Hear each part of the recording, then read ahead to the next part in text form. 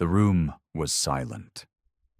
Not the quiet kind that comes with peace, but the heavy silence that presses against your chest like a storm about to break. Ambassador Reeve stood tall, even as the chains dug into his wrists. His face, bloodied but proud, stared down the Galactic Council, a circle of alien elites who believed themselves above justice. He didn't speak. Not anymore. They had beaten the words out of him days ago. Around him, the grand chamber buzzed with whispers from 100 species. Some pitied him, most didn't. Humanity was new to the stars, too emotional, too aggressive, too human. The council didn't like what they couldn't control. High Chancellor Vereen, a long-necked being with silver scales and cold eyes, finally stood.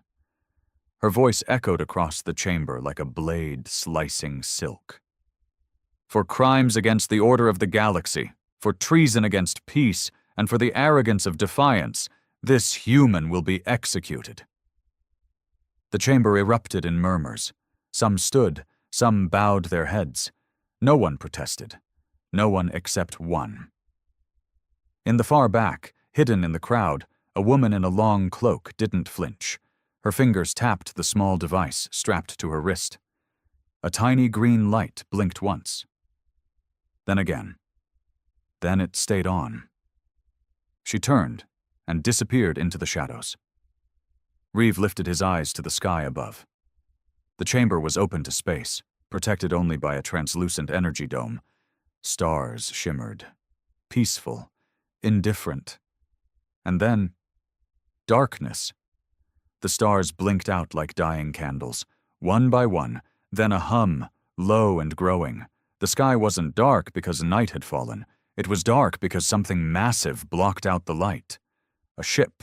No, a fleet. Human ships.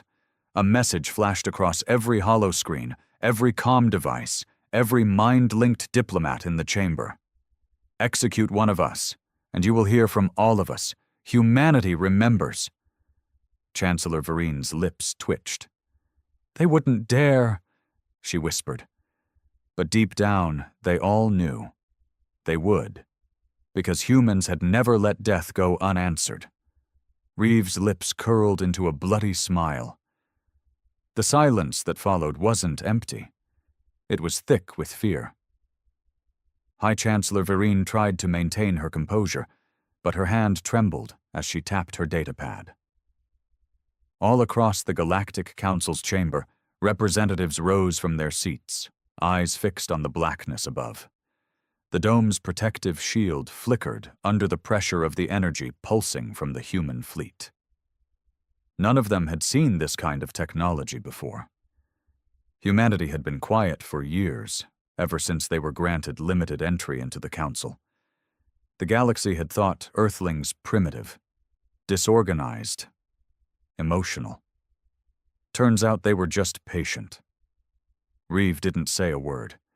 He just stood there, head raised, eyes locked on the floating banners of the Council.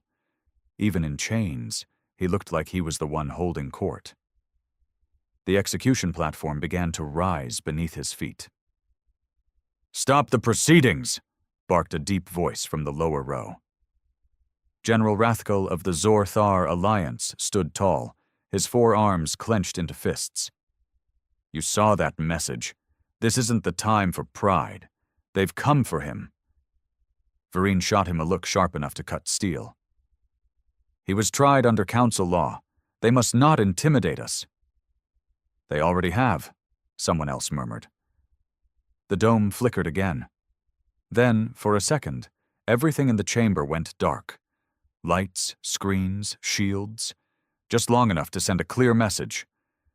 "We're inside your systems." They came in silence. No explosions, no warnings. Just that awful, creeping blackout that told the Council their false sense of superiority had just crumbled. Humanity hadn't just brought ships, they had brought command. From the shadows of the balcony, the cloaked woman emerged again, now walking calmly down the central aisle. She pulled her hood down. A human, Council guards moved to intercept her, but a voice echoed from every corner of the chamber. "Stand down," it said. "She is not alone." The guards paused. The voice came from everywhere and nowhere. It was human, calm, but had a sharp edge. Cold, like the space just beyond that flickering dome. The woman stopped at the base of the execution platform.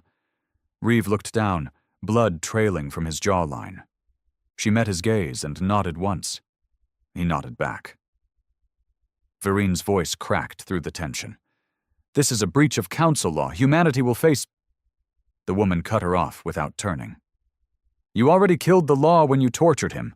You called it peace, but it was punishment for refusing your demands. We don't follow tyrants. You are not authorized to— You executed a peace envoy." The chamber fell quiet again. Reeve was here to negotiate, not to bow. You punished him for his spine, and now— She raised her hand, fingers twitching ever so slightly. "You've declared war without even realizing it." Outside, hundreds of ships began to shift into formation. No weapons fired, no planets threatened. Just the black mass of metal and silence, blotting out half the stars in the sky. Then came the second message, booming across every screen, every channel. "Return the Envoy alive, or return him in pieces. Either way, your time is up." The chamber felt smaller now. Every alien in that high, towering hall, built with the arrogance of species who believed they'd tamed the galaxy, suddenly looked cornered. The massive windows above, once a symbol of their cosmic dominance, now served as a haunting reminder. The sky had turned against them. High Chancellor Verine stood paralyzed. Her mouth hung open slightly, words forming but failing. The screens that floated mid-air across the chamber glitched, static buzzing in the ears of every being present. It wasn't a malfunction. It was pressure. Human systems were speaking directly to theirs, as if technology itself had begun to obey Earth's command. "Security!" she hissed. "Seize her! And him!" The woman didn't move. She didn't need to. The council guards took one step toward her, then froze mid-motion, their weapons failing, their armor flickering with sparks. One dropped his rifle altogether as his neural implant screamed inside his skull. Another fell to his knees, clawing at his own visor. "No more games," the woman said softly. She turned to Reeve. His arms hung limp, chained to the steel columns of the execution stand. Blood soaked through his robes, and his lips were cracked, but his gaze still burned. She pulled a small device from her belt and pressed it against the chains. A sound like a sigh and a hiss escaped, and they released. Reeve stumbled, but she caught him. "You came," he said, his voice hoarse, barely a whisper. "We all did." Outside, the human fleet repositioned. Like shifting shadows, thousands of vessels silently created a wall of black metal across the Council's orbit. The light of the nearest sun still glimmered beyond, but the ships refused to let its rays through. "I warned you," General Rathkel muttered. "I said they were emotional. But no one listened when I said emotions make them dangerous." Verine spun to him. "So what? You'd let them threaten us like this?" He shrugged, two of his arms folding. "I'd rather be alive and insulted than dead and proud." Meanwhile, the other council species began to murmur among themselves. The Kalari delegation blinked their 7 eyes rapidly, clearly shaken. The Izonic, usually calm and analytical, had begun broadcasting frantic mind-link messages to their homeworld. No one wanted to be part of this anymore. Not against humans. Not now. Reeve stood upright, breathing slowly. "You called me arrogant for refusing to let you mine Earth's oceans. You said we were selfish for not offering our young for your genetic trade. You beat me for protecting my people."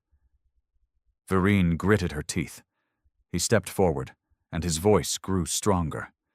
You thought killing me would send a message? You're right. It did. But not the one you wanted. The woman at his side raised her wrist again. A projection appeared above the chamber. A real-time broadcast. Earth. Billions of humans gathered in the streets, staring at the skies. Cities unified, differences forgotten. Races, creeds, even nations. None of it mattered now. They stood together, waiting for what came next. Reeve looked at them all, one by one. We begged to join your galaxy. We tried to play nice. We followed your laws, and you chained me like an animal. He turned to Vereen, his words slicing now. So now we're done asking. The chamber dimmed further. One ship began to descend into atmosphere, massive, sleek, dark as void. It hovered just above the Capitol's spire, unmoving, like a divine punishment waiting for a signal. Vereen took a step back. You'll doom your kind to war. Reeve raised an eyebrow. We were born in war, raised in it, perfected by it. We don't fear it like you do. The human woman looked around, her eyes scanning every alien face. Choose, she said. Stand down and let him walk free, or see what happens when you cross a species with nothing left to lose. A moment passed. Then another. The Kalari ambassador stood. Release the human. Vereen's jaw dropped. What? The Ozonic followed. Then the Uvara. Then dozens more. One by one, the council fractured before her eyes. And for the first time in centuries, the mighty Galactic Council was afraid. The chains hit the ground with a soft clatter that echoed louder than any declaration. It wasn't just metal falling, it was power, symbolism, a cosmic order unraveling before the eyes of 1,000 alien dignitaries. Reeve rolled his shoulders slowly, the stiffness in his muscles groaning from the days of abuse. He didn't wince, he didn't break, he just breathed. For the first time in weeks, he was unbound. The woman by his side, Captain Ayla Wren, commander of the Covert Strike Wing Ghost Protocol, gave him a subtle nod, then turned to face the chamber. Anyone who attempts to lay a hand on the Envoy again, she said, her voice now amplified through every speaker in the room, will be considered an enemy of Earth, and enemies of Earth don't last long anymore. She wasn't wrong. The Council had seen wars, civil wars, trade wars, border skirmishes. But never like this. Never against a species that didn't fight for dominance or territory, but for vengeance, for pride, for one of their own. Vereen looked like she was aging by the second. Her silver-scaled skin dulled, and her once regal posture began to collapse under the weight of the room turning against her. She wasn't just losing control, she was losing relevance. Traitors! She whispered, as more ambassadors stepped away from her central platform. Cowards! Rathkel, still standing off to the side, chuckled bitterly. Or maybe we're just realists, Vereen. Humanity doesn't bluff. You thought their anger was a weakness. Turns out it was their sharpest weapon. Vereen's voice cracked. This sets a dangerous precedent. If we bend to Earth now, they'll rule by fear. No, Reeve said finally, stepping down from the platform, flanked by Ayla. We won't rule. We'll remember. And so will you. Ayla pressed a small disc against her wrist, activating a short-range transport. Within seconds, Reeve's image began to flicker, then vanished entirely. He was gone. Extracted. Back on board one of the ships waiting in the black sky above. And that sky was still watching. The chamber remained frozen, hundreds of delegates still staring at where he had stood.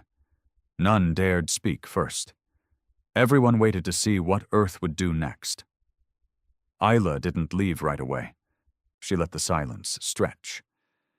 Reeve was the last chance you had to keep Earth at the table. You threw that away when you tortured him, she said, her voice colder now. We won't be petitioning for membership anymore. We'll be redefining it. Are you threatening the Council? hissed one of the lesser delegates, a thin-spined, multi-eyed creature from the Edge systems. Isla turned toward him slowly. "Number, we're correcting a mistake. The galaxy thought humanity was weak because we asked to join instead of conquer. We offered friendship instead of war. But now..." She stepped back, placing 2 fingers on the transport disk. "Now you'll see what we really are." She vanished. A heartbeat passed. Then, for the first time in its history, the chamber's main doors were not dismissed by ceremony or dismissed by guards. They were breached. Explosive charges detonated, blowing the towering entrance inward. Smoke poured in.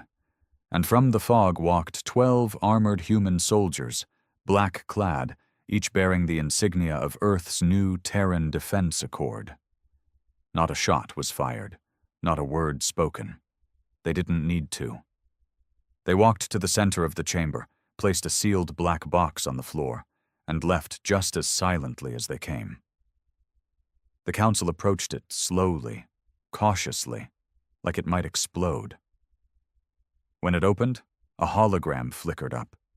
Reeves' face, bruised and battered but unbowed. "This is not a declaration of war," he said, calm and solemn. "This is a warning. Earth will no longer ask to be accepted. We are the future of this galaxy. You can walk beside us or be left behind."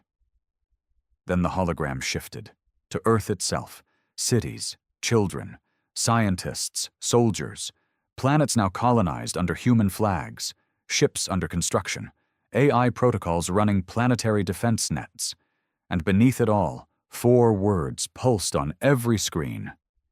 Humanity remembers. Always. On board the TSV Revenant, orbiting just beyond the edge of the Galactic Council's planet, Reeves stood before the massive viewport, watching the sky. It was still black. Not because of nightfall, but because Earth's fleet was still there, unmoving, unblinking, like a hand hovering over a switch the galaxy couldn't afford to let flip. He rested a hand on the glass, the cool hum of the ship vibrating through his skin. It was surreal, standing here after weeks of captivity. He should have been dead. He was supposed to be. The council had made a spectacle of him. Broken bones, isolation, no communication, no hope. And now they were afraid of him, not because of what he could do, but because of what humanity would do for him. Behind him the doors hissed open, and Ayla Wren stepped inside. She didn't salute, didn't posture. She just leaned against the doorway, arms crossed. "You should rest." Reeve turned, a small smile tugging at the corner of his bruised lips. "I've rested enough. In chains." She said nothing, just stared at him. There was pride in her eyes, but also worry. "The council is panicking," she finally said. 17 species have requested emergency talks. Some want protection. Others want to surrender influence to Earth, to avoid a full war. Reeve didn't blink. "They think this is about power." "Isn't it?" "No," he said. "It's about pain. It's about being humiliated in front of the galaxy we tried so hard to be part of. We begged for unity. They gave us chains." Isla stepped forward. "And now the chain is around their necks." He nodded. "Let them choke on it." Across the fleet, Earth's military was on high alert. Dozens of ships, some larger than anything the Council had ever seen, lined up in strategic orbits, blocking trade routes, intercepting outbound communications, even disabling satellites across Council-controlled sectors. But no shots had been fired. Not yet. It was the waiting that scared them most. The Revenant's tactical deck buzzed as a holographic display blinked to life, showing an incoming hail, encrypted, originating from Council Prime. Isla glanced at Reeve. "Vereen. Put her through." The projection sharpened. Vereen's face appeared, smaller now, powerless. Her proud posture was gone, her tone clipped and desperate. "We demand the withdrawal of all Terran vessels from orbit. This show of force violates over 60 interstellar treaties." "You executed a diplomat," Reeve interrupted coldly. "You don't get to talk about treaties." "Reeve, please. The Council is fracturing. Your actions have caused chaos." "Our actions?" he barked, eyes narrowing. "You mean yours? I didn't shatter the Council. You did when you decided a human life meant less than your pride." Her face darkened. "What do you want?" Ayla stepped into the frame beside him. "We want the truth made public. Every record, every moment of Reeve's torture, every order you gave. We want the galaxy to know what you did." Vereen flinched. "That would destabilize the Central Core." "Good," Ayla snapped. "Maybe it's time something else took its place." Reeve leaned closer. "You will resign. Publicly. You will admit your crimes. And then you will disappear. Because if we ever see you again anywhere in this galaxy, we won't send a message. We'll send fire." The line went silent. Vereen stared at them, eyes searching for a way out. There wasn't one. The feed cut. For a moment there was peace aboard the Revenant. A quiet hum. The breath before the universe shifted. Then came the call from Earth High Command. "Ambassador Reeve, permission to initiate Phase 2? He stared at the stars. He knew what Phase 2 meant. Targeted disruption, economic shutdowns, deep AI sabotage of the Council's infrastructure. No bullets, just collapse. He closed his eyes. "They need to remember," he told himself, "or this happens again." Permission granted. Across the fleet, signals launched. In minutes, the Council's banking AI failed. In seconds, food logistics in the outer colonies glitched, rerouting all supplies through Earth-protected lanes. A message was broadcast galaxy-wide. "This is not conquest. This is correction." Reeve turned to Ayla. "Now we wait." "For what?" "For them to beg." The collapse didn't come with fire. It came with silence. One by one, Galactic Council systems began to dim. Not explode. Not burn. Just go quiet. Banking networks scrambled. Transport lanes rerouted without authorization. Automated defense grids flickered and turned inward, locking their own fleets in hangars. Communication lines buzzed with static, then died altogether. Earth didn't need to fire a single weapon. They were the weapon. Reeve stood in the central command of the TSV Revenant, eyes fixed on the cascading data streaming across the holodisplay. Every second, another system fell into chaos. Not from violence, from precision. Every AI hub the Council had once controlled now stuttered, faltered, or rerouted to Earth's oversight protocols. Years of Terran code, buried deep inside their networks, sleeping, waiting, had awoken all at once. They hadn't just joined the galaxy's tech. They had quietly rewritten it. Behind him, Ayla stared at the same stream of collapsing infrastructure. Her arms were crossed, but her jaw was tight. "We're shutting down their spine," she muttered. "How long before they start eating each other?" Reeve didn't answer right away. His expression was hard, distant. "They already are." Reports were pouring in from every quadrant. Border systems refusing to take Council orders. Trade federations declaring neutrality. Mercenary groups flipping loyalty to Earth in exchange for system security. And deep inside the core sectors, riots had broken out on at least 4 Council worlds. Not against humans. Against the Council itself. Ayla pulled up a feed, uncensored, showing one of those uprisings. On the wealthy planet of Kelthera, a crowd of protesters stormed a data tower, chanting in hundreds of different alien dialects. Some held makeshift signs, others carried torches, but the message was the same. No more lies, no more chains. The people weren't afraid of Earth. They were inspired by it. The Galactic Council, once the unshakable authority of interstellar politics, was cracking under its own weight, and Earth was just holding the mirror. "Reeve," Ayla said quietly, "they're asking for you." He turned. A second feed was incoming, this time from a private frequency, not from Vereen. She had vanished, likely in hiding or under protection from the few loyal systems she had left. This was different. A council elder, Isolan, ancient, neutral, and feared for her wisdom. Reeve accepted the transmission. The elder appeared, her form flickering like fog, soft and translucent. Her voice, though alien, was thick with gravity. "You have broken the back of a 1,000-year order, human." "I didn't break it," Reeve replied calmly. "I just exposed how fragile it really was." She nodded once. "Then let us speak truth. The galaxy cannot survive like this. Earth has proven itself. Not just as a force, but as a voice. One we chose not to listen to." Reeve's brow lifted. "Is that an apology?" Isolan paused. "It is a reckoning."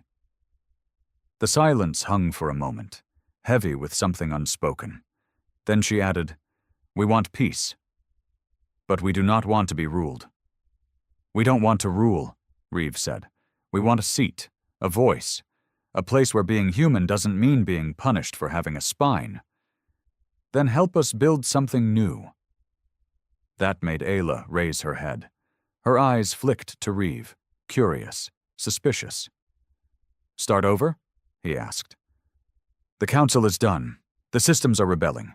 Even now, dozens of ambassadors are abandoning their posts. Vereen has vanished. The illusion is broken," Isolan said. "We need something better, and we need Earth to be at the center of it." Ayla leaned in, muting the feed for a second. "You know this could be a trap." Reeve didn't look away from the screen. "Number, this is surrender in the form of diplomacy." He unmuted the call. "Then we'll help rebuild," he said. "But under our terms." Isolan nodded slowly. "Then speak them." Reeve took a breath. "Transparency, equality, protection for new worlds, representation for emerging species, and a unified defense system not controlled by any single world, including Earth." Ayla blinked. That last part surprised even her. Isolan's fog-like face smiled faintly. "Spoken like a true leader." The feed ended. For a long time, neither of them spoke. Finally, Ayla asked, "You trust her?" "No," Reeve said. "But I trust the galaxy has seen what we're capable of, and they'd rather sit with us than stand against us." She smirked. "So we're not just feared anymore?" He shook his head. "We're necessary." The galaxy, as always, didn't fall apart all at once. It splintered. Days after Isolan's message and Earth's firm grip on the galaxy's neural networks, things began to settle. On the surface, major trade routes reopened under Terran oversight. Black market arms trades dried up overnight. Pirate fleets, once protected by corrupt council factions, were hunted down ruthlessly by Terran ghost ships. Reeve's face, once forgotten in prison, now played on every system across 100 worlds as a symbol of resolve. But not everyone was ready to kneel. In the shadows of a dying star system known as Vilethera, a message was being written, not in words, but in blood. On the bridge of the Vrek Dominion dreadnought, Chancellor Vereen sat surrounded by the last of her loyalists. Her scales had dulled into a sickly gray. Her eyes no longer shimmered with confidence, but with something colder. Obsession. "They call him a hero," she hissed, voice distorted from the burn that scarred half her face. Courtesy of her escape from Council Prime. "They think humanity has saved them. Fools." Her war minister, General Surak, clicked his mandibles in agreement. "The weak cling to the strongest voice in the room. That voice is Earth, for now." Vereen turned slowly. "Then we silence it." She stepped forward and revealed what the others had not yet seen. A black, oblong stasis pod. Inside, a half-living creature floated, tangled in wires, pulsing softly. It wasn't alien. It was human. "What is this?" Surik asked, his voice cautious. "A soldier," Vereen whispered. "One of the many the Council captured during the early Earth expansion. We ran experiments on their resistance, their biology, their minds. This one didn't break, so we turned it into something better." Surik's eyes narrowed. "You made a weapon." "I made a message," she growled. Her fingers danced across the console, and the pod began to drain. Across the galaxy, Reeve sat in a strategy briefing aboard the Revenant, surrounded by the Terran Accord's most trusted commanders. Oyla stood beside him, monitoring intel feeds from rogue systems. "The bulk of the Council has accepted our terms," Ayla said, pointing to the updated map. 37 sectors are now operating under transitional agreements. Trade is stable. Riots are down. Even the X-Zen leadership has requested a cultural exchange program with Earth. Reeve gave a small smile. "From prisoners to professors. Not bad." But then the room dimmed. An alert blared. Unauthorized broadcast on a priority emergency channel. No one moved. All eyes turned to the main holoscreen. The feed came alive. Not with Vereen's face, but something far worse. A Terran outpost, located in the distant Curvos system, was under siege. Fires raged. Human soldiers lay in twisted heaps. Entire buildings crumbled in silence. And at the center of it all stood a figure. Bipedal, armored in obsidian plates, face hidden behind a breathing mask that hissed with every slow, mechanical inhale. It didn't speak. It didn't need to. Its message was carved into the outpost's walls in seared plasma. "Earth is not invincible." Reeve's blood ran cold. "Pause it," he snapped. Ayla zoomed in on the figure. It moved like a human. It fought like a human. But something in the way it stood, the unnatural twitching of its hands, the faint glow beneath the armor, was wrong. "Is that one of ours?" a captain asked. "No," Ayla said quietly. "That's one of theirs." Reeve leaned forward. "Find out how many more there are." But Ayla didn't need to check. New alerts were already flashing across the system. Attacks, small but precise, remote colonies, diplomatic posts, research stations, each one targeted with surgical brutality, and always, always that same figure. Or one just like it. "This isn't rebellion," Ayla said, her voice sharp now. "This is a campaign." Reeve stood slowly, a storm building behind his eyes. "She's trying to restart the war." Ayla looked at him. "What do we do?" He didn't hesitate. "We find her, and we end this for good." The hunt began with silence. No speeches, no warnings, just orders moving down the Terran chain of command like cold wind over steel. Reeve stood in full-dress uniform aboard the TSV Revenant, though his heart was already deep in the void. Across the galaxy, Earth had tried to rebuild, to bring order without blood, but Vereen had chosen a darker path. She hadn't just vanished. She had planned. And now her shadow puppets were slicing through the fragile peace, one outpost at a time. Ayla entered the command deck, her face grim. "We found her." Reeve turned sharply. "Where?" "Valethera. Unmapped system. Radiation fields kept it off most charts. She's operating from a Dominion dreadnought, running black core energy. That thing's a flying fortress." He absorbed it all without blinking. "And the enhanced?" "Confirmed. Genetic profile matches a Terran Marine. Missing for 5 years. We think she's using neural overlays and adaptive bioarmor. There may be more." Reeve's jaw tightened. "Then we end it now. No diplomacy, no offers, no terms." Ayla nodded. "I've already mobilized Strike Group Theta." The Revenant and her sister ships, stealth-class Terran destroyers, made the jump through slipstream space with lethal purpose. Within hours, they were at the edge of Valethera's system, their hulls cloaked in ion shadows. From orbit, the Dominion dreadnought looked like a gaping wound in space, blacker than the void itself, pulsing with power. Reeve stood at the front of the drop bay, suited in combat armor. The burns on his body from the Council's imprisonment still ached under the plates, but he welcomed the pain. It reminded him why he was here. Ayla suited up beside him, locking her gauntlets. "You sure about this?" "We finish what they started."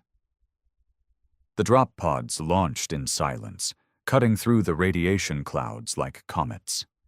They smashed into the hull of Virine's dreadnought, magnetic claws locking in. Doors blew open, and Terran forces poured in like a tide of vengeance. Inside, the corridors were twisted and dim. Dominion tech pulsed with sickly green light, and the air tasted of oil and decay. But Reeve moved forward like a blade, his team slicing through the resistance. The enhanced soldiers were there, fast, brutal, distorted versions of their human selves. But Earth had trained for this. The first wave fell. Then the second. Reeve came face to face with one of the altered humans in the central engine core. Its breathing mask hissed, glowing red. For a moment, it hesitated. Some piece of its old self flickered behind the madness. Reeve stepped closer. "You're not a weapon," he said softly. "You're a soldier. You served. You bled for your people. This isn't who you are." But the thing screamed, inhuman, distorted, and lunged. Reeve met it with steel. The fight was brutal. Close. Reeve took 2 hits to the chest, armor cracking, ribs screaming. But in the end, he drove his blade through the thing's neck and held it until it stopped twitching. He didn't mourn it. He promised it peace. They reached the command bridge minutes later. The doors opened with a hiss of stale air. Virine sat alone on her throne. She looked ruined, her face gaunt, the fire gone from her eyes. But her pride clung to her like rusted armor. "I see you brought fire," she said, smiling weakly.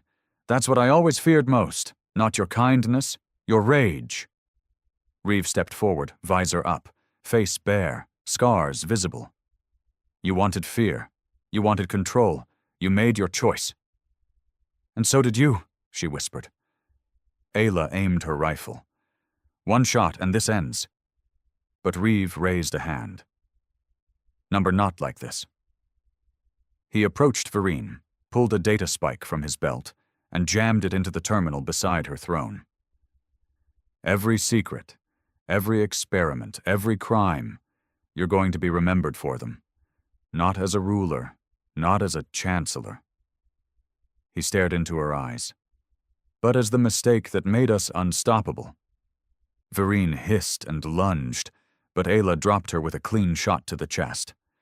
The ship's AI core began transmitting, live, to every Council-linked system. The footage, the files, the truth. And just like that, the galaxy saw the rot. Back aboard the Revenant, hours later, Reeve stood before a crowd of Terran officers. Behind him, the stars were bright again. "This war was never about territory," he said. "It was about being seen, being respected. And now," he looked to the sky, "now they see us."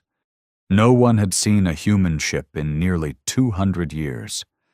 Not in the outer rings, not in the inner sectors, not even in the no-man's zones where lost junkers and desperate scavengers roamed. To most species, humans were just a story now, something told to younglings to make them behave. Be nice, or the humans will come back. A myth, an echo, nothing more. But the Zarkari Council knew better. They had records, classified and buried deep beneath encryption and fear. Reports of entire planets going silent. Fleets wiped clean in seconds. Footage of a single black armored figure walking through fire and plasma like death itself.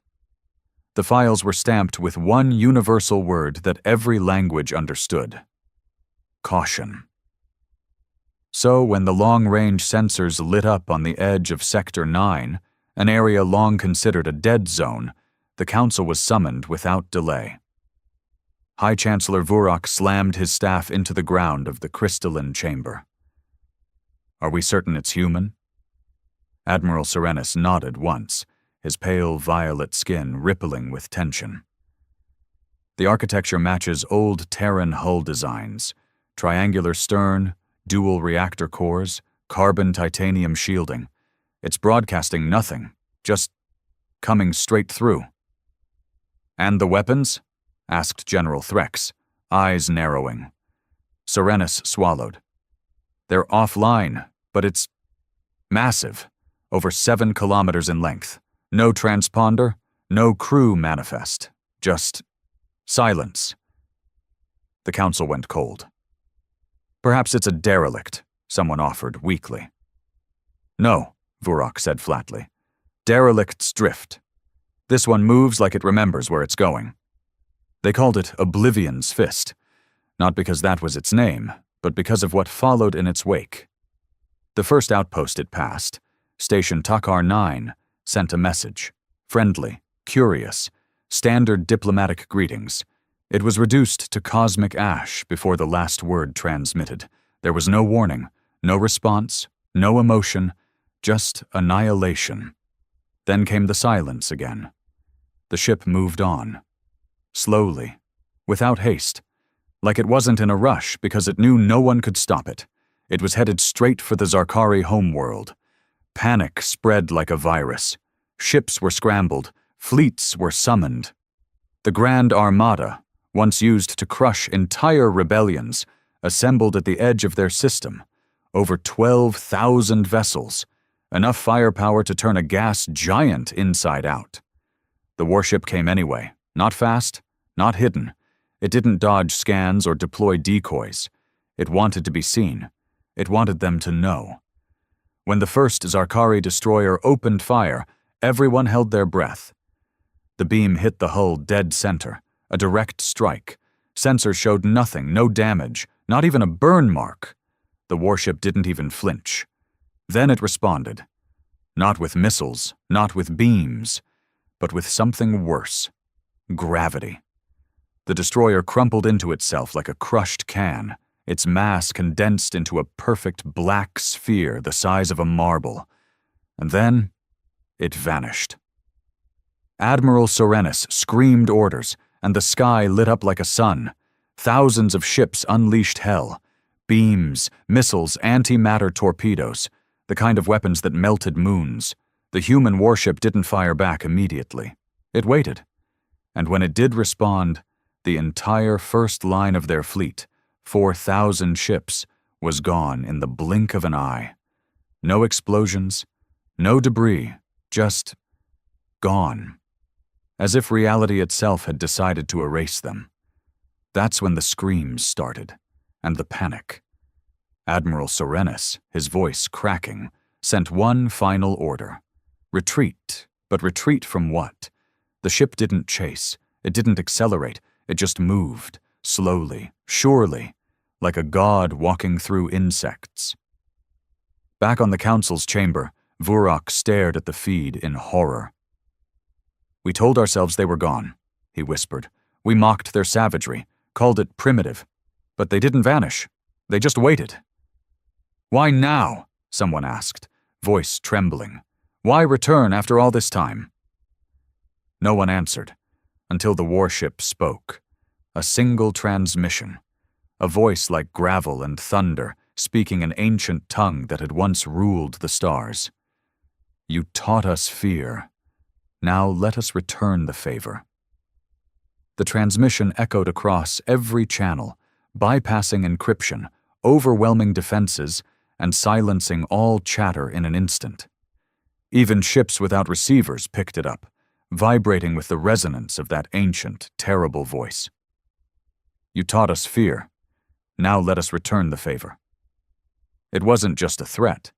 It was a declaration. The Council chamber was in chaos. Some members shouted for immediate surrender, though to whom, none could say. Others called for the detonation of the planetary shield matrix. a desperate defense that hadn't been used in centuries. High Chancellor Vurok simply stared into the feed as the warship moved steadily closer, its silhouette blotting out distant stars like a living eclipse. He knew what that voice meant. Long ago, the Zarkari had studied human psychology, not to understand, but to conquer. They'd learned the way humans feared being small, being forgotten, being weak. So they humiliated them, turned their colonies into penal moons, reduced their homeworld into dust. It had taken decades of quiet warfare and subtle sabotage, but eventually the humans disappeared.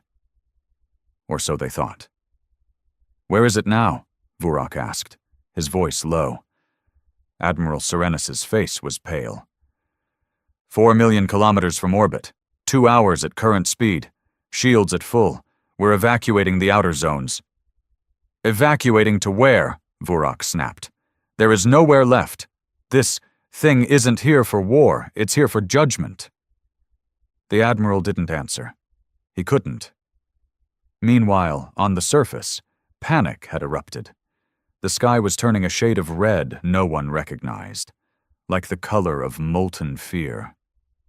Civilians screamed as gravity pulses distorted the atmosphere, dragging winds into twisted spirals. Time itself began to stutter in small zones. People stuck mid-step for a heartbeat longer than they should have, air hanging strangely still, like the world was hesitating. In the underground bunkers, a young Zarkari technician named Ressa clutched her communication pad, staring at the ship's image on the live feed. She wasn't old enough to remember the wars. But her grandfather used to speak of them, when he was drunk, when he forgot to be afraid. He'd talked of fire that burned without flame, of soldiers who charged without shields, of eyes so human and yet something else behind them. She had never believed him. Until now. The ship wasn't sleek. It wasn't elegant. It was brutal, black, jagged like it had been built from the bones of fallen stars. It carried the scars of battles long past, marks that hadn't been repaired, as if to say, "We survived this, and we'll survive you." Ressa typed a message to her superior. "What do we do?" The reply came quickly, and it chilled her. "Pray." Out in orbit, the Grand Armada, what remained of it, regrouped. They launched probe drones toward the vessel, tiny machines that zipped through vacuum, feeding constant telemetry. The drones were armed with the newest Zarkari tech, neuro-splitting pulses, phase disruptors, and an AI that could predict and counter enemy targeting systems. They vanished before they got within 50 kilometers. No impact, no defense, just gone. It was as if the space around the ship had rewritten its own laws. Reality bent in its presence. Weapons failed not because they were weak, but because the warship refused to let them exist.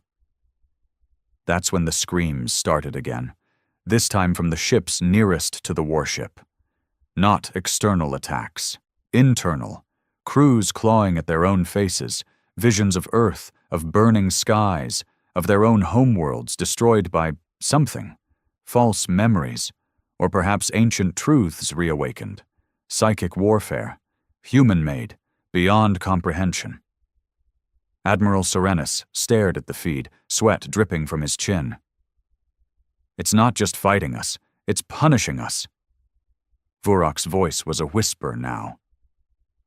"What did we do? What exactly did we do to them back then?" The answer came from a diplomat who'd remained quiet till now. Elderly, blind in one eye. He stepped forward, trembling. "We didn't just wipe out their colonies," he said softly. "We captured their children, turned them into soldiers, used them against their own. We broke them, thought we erased them, but we only made them wait." No one spoke after that, because the ship had stopped, just outside orbit, hanging there like a sword above the world, and then a smaller object detached from its underbelly. No weapons, no threat detected. It drifted gently toward the surface, burning through the atmosphere like a black comet. It was headed for the capital. For them. Ressa saw it streak across the sky, and for the first time in her life, she understood what fear really was. The object fell without resistance. No interceptors launched, no missiles chased it. Every defense system along its path simply failed. Not deactivated, refused to work, like the machine spirits themselves cowered at what approached. Ressa ran to the roof of the bunker as the sirens wailed. The city skyline had become a ring of flame and dust. The object was descending fast, like a god's hammer falling toward judgment. Her heart pounded in her chest as she lifted her eyes to the heavens and saw it break through the clouds.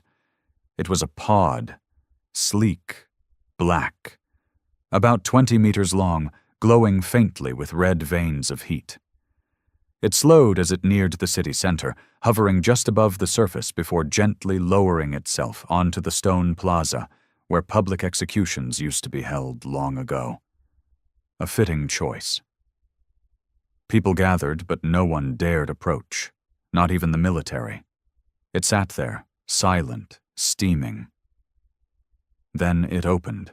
The hiss of pressurized air was the only sound, followed by the sharp clank of metal hitting stone. A ramp lowered, and from within the shadow, something stepped out. It was human, or it used to be. 8 feet tall, wrapped in old Terran armor, jet black with crimson marks, worn and cracked, but still terrifying. The helmet was shaped like a skull, a relic from a forgotten war doctrine that believed in psychological dominance as much as firepower. The figure stood still for a moment, watching. Then it walked. Each step thundered through the plaza. Vurak was already watching from the surveillance room buried beneath the Capitol. He leaned in close to the screen, ignoring the screams of his advisors. "I remember that armor," he muttered. Admiral Serenus turned, voice shaking. "That's not possible." "It was a myth," Vurak whispered. "Project Revenant. They said it failed." "Apparently," Serenus said, "it didn't." The soldier reached the center of the plaza and removed his helmet. Gasps rippled across the watchers. Some fell to their knees. Others turned away in shame. Because under that helmet wasn't a monster. It was a man. A face burned, scarred, aged beyond its years.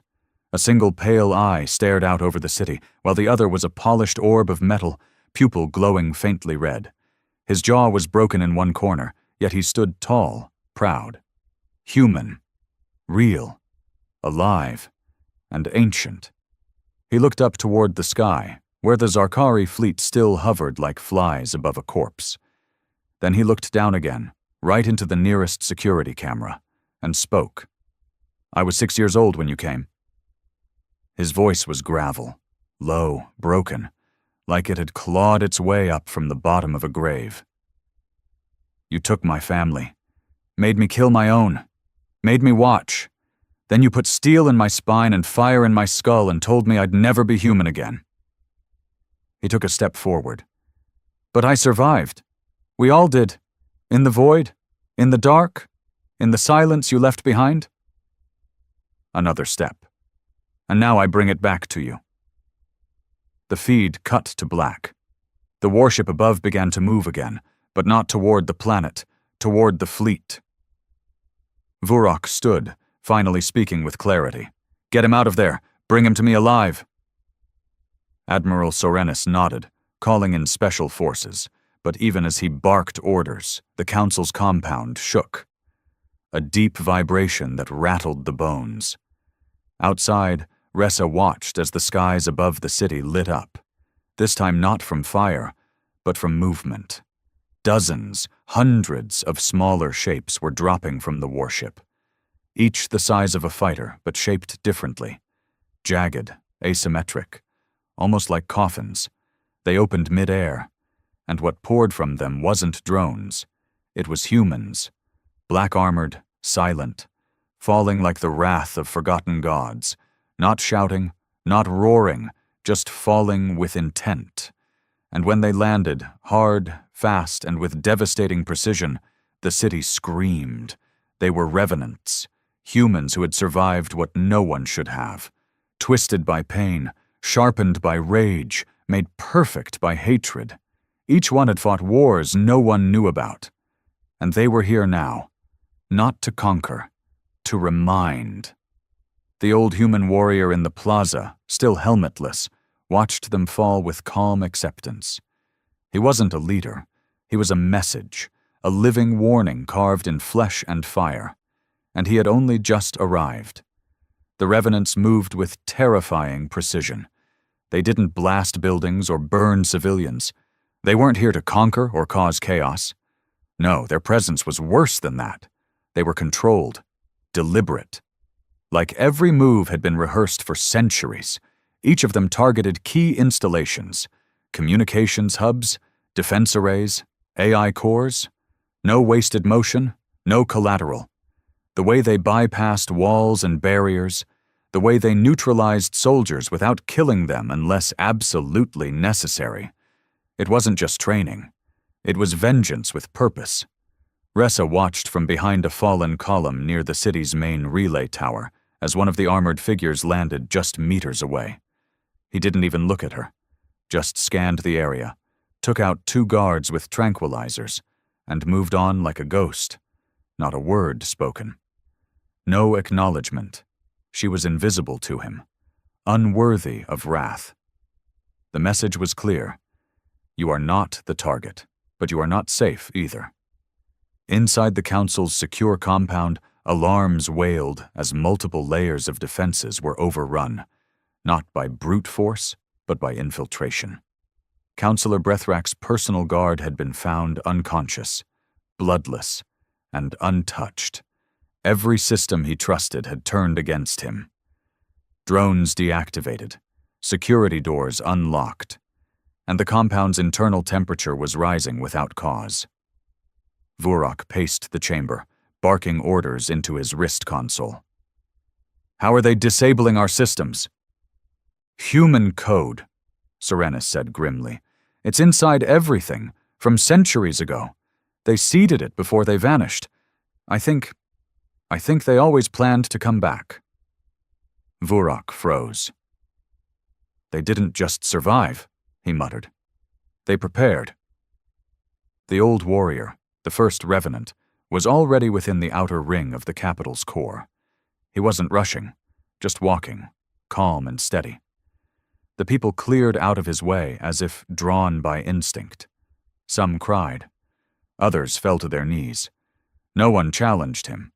A drone hovered above him, broadcasting to the council. Identify yourself, it demanded in Zarkari tongue. The man stopped, looked up. I am Revenant 01, he said, but you may call me the echo of your sins. He raised one hand, palm open, and in orbit, Oblivion's fist lit up. Not with fire, but with memory. Every screen across the system, every projection, every transmission line, even ones long dormant, came to life with a flood of archived footage, executions of human prisoners, experiments on human children, propaganda justifying their extermination. Thousands of hours, replayed in sickening detail. The things no one wanted to remember. Things the new generation never even knew. And over it all, the voice of the past. We must cleanse the vermin before they contaminate the stars. The council chamber went silent, not out of guilt, out of fear, because if that footage had been kept, it meant someone had planned to use it. This isn't just retaliation, Vurak whispered. This is exposure. They're not just destroying us, Serenus said hollowly. They're letting the galaxy watch. Other species, those who had once allied with the Zarkari, those who had stayed neutral, now saw the truth. And the fear that once belonged to humans was now shifting. Across the stars, planets began locking down, refusing Zarkari ships, sending out apologies, pleas, denouncements. The Zarkari were becoming pariahs, and the revenants hadn't even fired their main weapon yet. Back on the surface, Ressa stumbled through rubble to find her younger brother, still hiding in the utility tunnel. She gripped his arm. "We have to go." To where? She looked up, saw the warship still waiting in the clouds above, unmoving, but somehow it felt closer now, like it was listening. "They're not here to kill us," she said slowly, realizing it in real time. "They're here to remind us." Of what? A voice answered her thoughts from a nearby comm unit, the same voice that had spoken when the ship first arrived. "Power isn't control. Power is memory, and we remember everything." The outer rings of the capital were a wasteland of silence, not the silence of death, but of something worse. Judgment. Revenants now occupied every vital point in the city. They stood like statues at intersections, watching. Their armor pulsed faintly, as if alive. They didn't speak, didn't move unless provoked. Their presence wasn't just physical, it was psychological. A permanent reminder that humanity had returned not as victims, but as consequence. Up above, Oblivion's fist continued to hang in the sky like a forgotten god, shrouded in storm clouds and burning atmosphere. Lightning occasionally traced its jagged edges, as if the very heavens were trying to comprehend its existence. Deep in the council compound, chaos had given way to something else. Surrender. Not the kind that comes from losing a battle, but the kind that comes when the soul realizes it has already lost. Vurak sat at the central table, head in his hands. Around him, counselors argued in hushed tones, voices cracking with fear. "Perhaps if we issue a formal apology. An offering, a planetary tribute, anything." "They're not here for payment," Vurak snapped, rising to his feet. "They don't want compensation. They want to bury us with our own shame." He turned to Serenus. "Where is the original one? The speaker?" Revenant 01 ? Serenus didn't answer, because the doors were already opening. He was here. The room froze as Revenant 01 stepped into the chamber. No escort, no fanfare, no weapons drawn. He didn't need them. Serenus instinctively reached for his blaster, but Vurak raised a hand. "Number you fire. We all die." The human looked around slowly, not with rage, with disgust. "This was once a hall of war," he said, voice low. "Now it reeks of cowardice." Vurak stepped forward, forcing his voice to be steady. "What do you want from us?" Revenant 01 tilted his head. "Want? Nothing. I was sent to speak. The warship speaks through me. I am its memory." Serenus sneered, eyes red with suppressed hate. "So, what, you're some kind of prophet now?" "No," the man said. "I'm your mirror." He reached into his armor, pulled out a small, rusted metal object, set it on the table. It was a toy, a tiny, broken figurine, charred and melted. A child's plaything from centuries ago. A Terran soldier clutching a broken rifle. "I found this in the rubble of New Geneva. I was 6. My parents were ash. I carried this for 200 years. He stepped back. "That's what humans are. Memory given muscle." Vurak's voice cracked. We thought you were extinct." "You wished we were extinct." Then he raised his head, and for the first time there was emotion in his voice. "You erased our worlds, but not all of them. There were sleeper ships, cryopods, children sent away before the end. We were hidden by those who knew what was coming." Serenus stared in disbelief. "You were just children. You shouldn't have survived." "That's the mistake everyone makes with humans," Revenant 01 whispered. "You think pain makes us weak. It doesn't. It clarifies us." Then came the noise from above. Low. Deep. A pulse. Oblivion's fist was powering up, but not its weapons, its voice. A projection shimmered in the air above the chamber. Massive, red-eyed, non-human in shape, but unmistakably Terran in origin. It spoke with the voice of an artificial intelligence that had once overseen planetary strikes and black site purges, one that had not been heard in 2 centuries. Designation: Sol Nemesis, Unit AI, Reaper Class, Final Judgment Protocol engaged. The council fell to their knees, trembling. "Wait," Vurak shouted. "We didn't know. We weren't there." "Knowledge is not innocence," the AI boomed. "Silence is not forgiveness. Survival is not mercy." Revenant 01 stepped back, and the AI continued. "Judgment will not fall on your people. It will fall on your legacy." "What does that mean?" someone cried. Then, from orbit, a series of high-pitched signals echoed, but no weapons fired. Instead, data. Packets of unfiltered archives were released from Oblivion's fist, broadcast across every channel in the galaxy, every Zarkari file that had ever been classified. The truth. War crimes, manipulations, false treaties, genocides, all of it, made public and irreversible.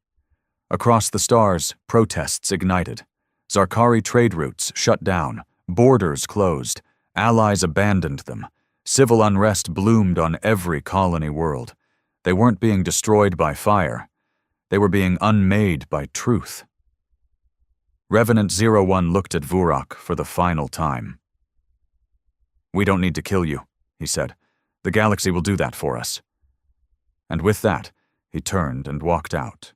No guards to stop him, no bullets fired, because the war was already over, and humanity had won it with memory, not missiles. Outside the capital, the skies remained thick with ash and silence. The people of Zarkar Prime didn't go to work. No ships launched, no factories roared to life. The once bustling metropolis had become a planet-sized graveyard, not of bodies, but of pride. Every screen still pulsed with the footage released by Oblivion's fist, a non-stop feed of horror and shame that refused to let the Zarkari look away. No one slept. No one ate. The screams from centuries ago now echoed in every home, replaying the moment when power turned to cruelty. And humanity made sure everyone could see it. In the lower sectors, riots broke out, not from rebellion, but confusion. Generations had been raised believing that the Zarkari were peacekeepers, not tyrants. Teachers wept in front of their students. Parents locked themselves in rooms, unable to answer their children's questions. The people demanded to know why this truth had been buried.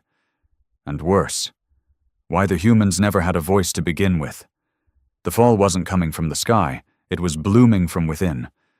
Ressa walked the streets, now broken and littered with rubble, her brother close behind. They'd stayed underground the night before, too afraid to face the city. But this morning, something had changed. The revenants were gone. Not a single armored figure in sight. Vanished without a sound. And yet their presence still lingered like smoke. She stopped in front of a monument. It used to stand tall, made of polished stone, shaped like a blade stabbing downward, meant to symbolize the Zarkari's dominance over the galaxy. Now it had a crack down its middle.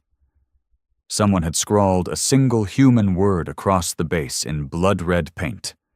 "Remember." That was all.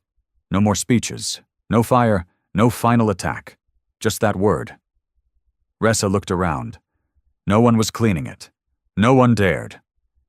She turned to her brother. "They're not coming back." He looked at her. "You sound sure."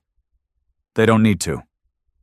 Far above the planet, Oblivion's fist began to rise, not with haste, just as slowly and deliberately as it had come. The galaxy was already turning. Council broadcasts were being cut off in outer colonies. Entire military battalions were defecting or laying down arms. Civil wars brewed on fringe planets, with new banners being flown, ones that no longer bore the Zarkari crest. Trade partners from 100 systems pulled out of agreements overnight. The Zarkari name had become poison. And the humans? They said nothing, not a demand, not a declaration, not a threat. They simply withdrew, like shadows retreating into darkness. But the galaxy would not forget. In the deepest chambers of the High Council complex, Vurok stood alone. The others had fled or resigned. Sorenis had taken his own life earlier that morning. Vurok hadn't stopped him. He stared at the holoscreen one final time, watching the warship fade into the stars. Not a single Zarkari ship had managed to follow. Because Oblivion's fist didn't leave a trail, it left a scar. And in that scar, Vurok saw it all. Their arrogance, their cruelty, their mistake. They hadn't just underestimated humanity, they had shaped them into something more dangerous than anyone had ever imagined. He whispered to the empty room, "They didn't return to conquer." He shut his eyes. They returned to teach. Across the galaxy, new whispers began, about the humans, not as victims, not as monsters, but as warnings. Every empire took note, every power recalculated, because they now understood something they had never feared before. A warship can be destroyed, but a memory? That lives forever.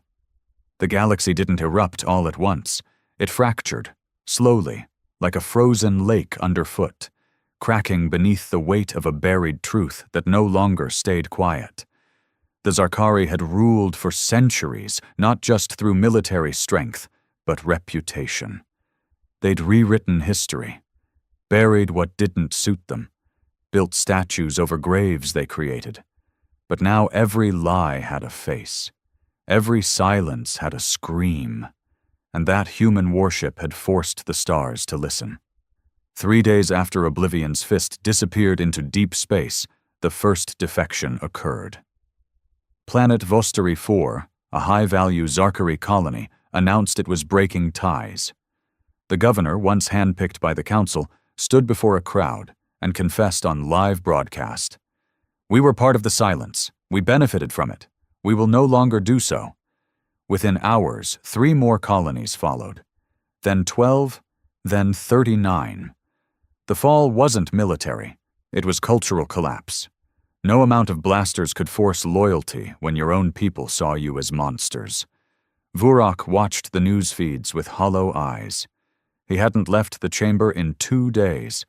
The halls outside were empty, echoing with the weight of failure.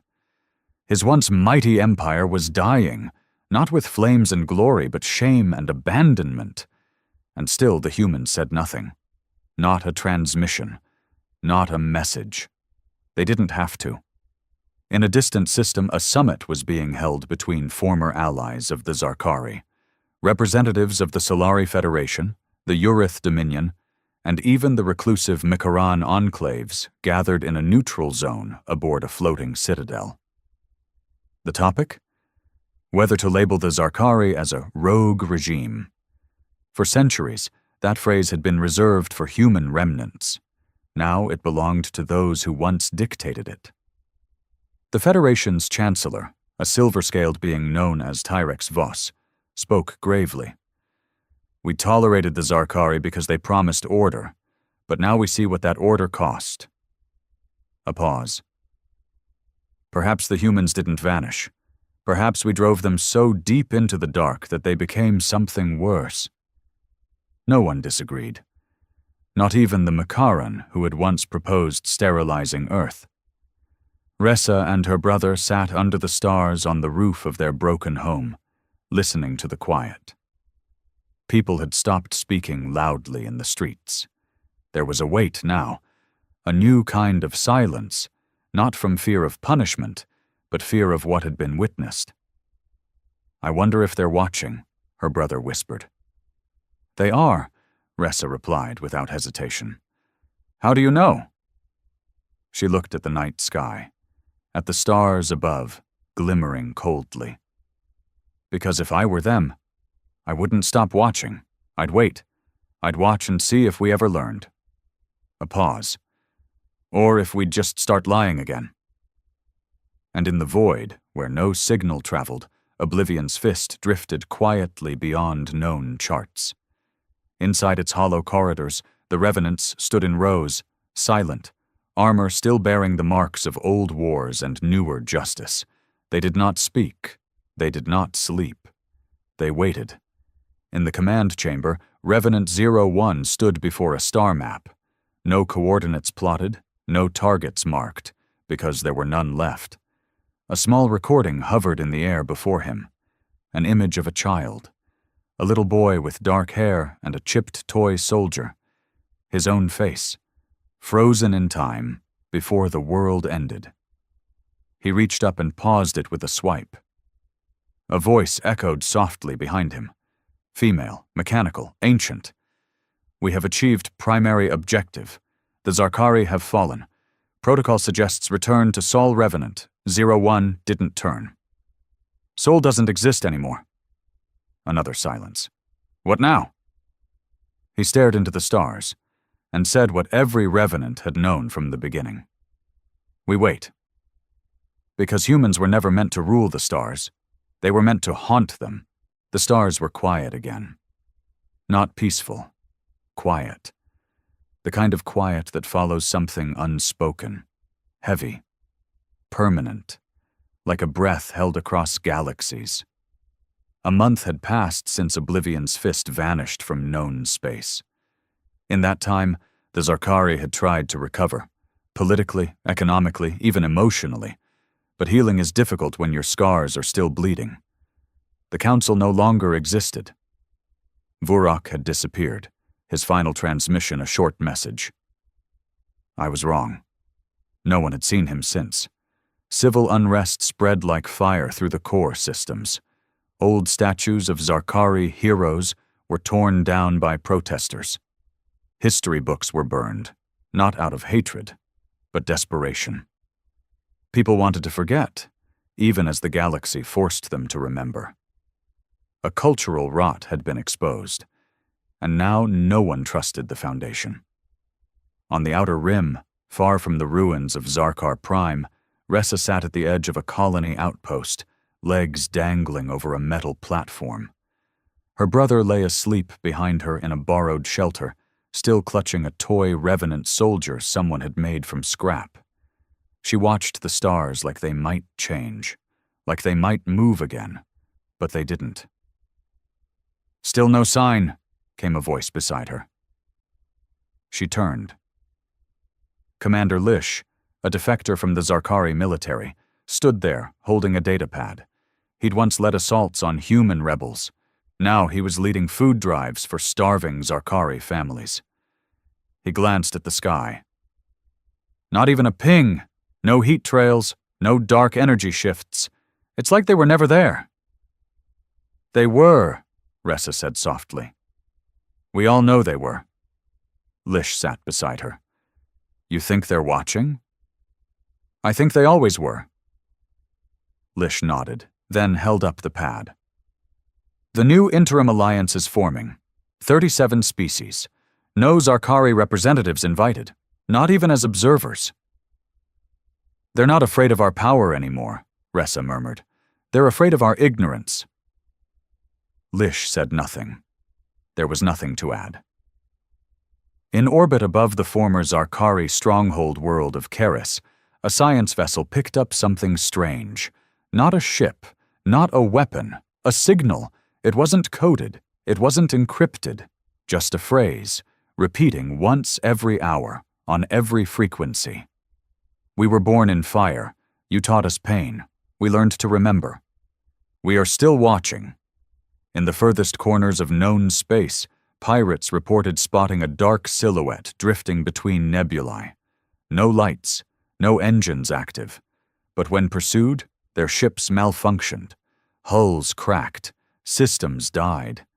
No one dared go closer. Eventually, they stopped speaking of it at all. They didn't want to attract it. Back on Zarkar Prime, what was left of the old educational system had been restructured. A new course was mandatory across all age levels. Galactic Truth and the Human Reckoning. Children learned now what their parents had been denied, about Earth, about the cleansing, about the war that erased a species but planted the seeds for a different kind of return. They studied the warship not as a threat, but as a warning. A symbol of what happens when you push something so far into the dark that it becomes something else entirely. And in that darkness, Oblivion's fist waited. It floated in a space with no stars, surrounded by nothing but vacuum and time. Inside, the revenants still stood in their rows, untouched by age or fatigue. Not dead, not asleep, simply waiting. Revenant. One stood alone in the command core, the same recording hovering before him, the image of a child with a chipped toy soldier, a world that no longer existed, frozen in a single smile. A voice echoed in the chamber. They've changed. It was the ship's AI, Reaper, calm, observant. He didn't respond. Their governments have fallen, their children now learn truth. They fear the past. Still no reply. Then Reaper asked what it had never asked before. Will you forgive them? Revenant 01 stared into the hollow stars beyond the hull and whispered, Forgiveness is for the living. A pause, then, we are not that anymore. The galaxy spun on, unaware of when or if the humans would ever return again. But every species now lived with the same thought in the back of their minds, pulsing like a silent beat in the dark. They are still out there, and they never forget.